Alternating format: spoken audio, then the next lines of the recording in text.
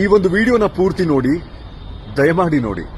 ಚಳಿಗಾಲದ ಸಮಯದಲ್ಲಿ ಒಬ್ಬ ಶ್ರೀಮಂತ ವ್ಯಕ್ತಿ ತನ್ನ ಮನೆಯ ಬ್ಯಾಲ್ಕನಿಯಲ್ಲಿ ನಿಂತ್ಕೊಂಡು ಕೆಳಗಡೆ ನೋಡ್ತಾ ಇದ್ದಾಗ ಅವನ ಕಣ್ಣಿಗೆ ಕಾಣುತ್ತೆ ಫುಟ್ಪಾತಿನ ಮೇಲೆ ಒಬ್ಬ ಭಿಕ್ಷುಕ ಚಳಿಯಲ್ಲಿ ಒದ್ದಾಡ್ತಾ ಇರೋದು.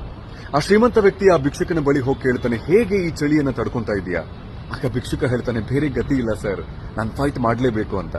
ಆಗ ಶ್ರೀಮಂತ ಹೇಳ್ತಾನೆ, ಇರು, ಮನೆಯಿಂದ ಏನಾದ್ರೂ ಬೆಚ್ಚಿಗಿರೋ ತಂದು ಕೊಡ್ತೀನಿ ಅಂತ ಒಳಗಡೆ ಹೋಗ್ತಾನೆ. ಅದೇ ಸಮಯದಲ್ಲಿ ಆ ಶ್ರೀಮಂತನಿಗೆ ಒಂದು ಇಂಪಾರ್ಟೆಂಟ್ ಬಿಸ್ನೆಸ್ ಕಾಲ್ ಬರುತ್ತೆ. ಆ ಕಾಲ್ ನಲ್ಲಿ ಮೈ ಮರೆತು ಬಿಡ್ತಾನೆ.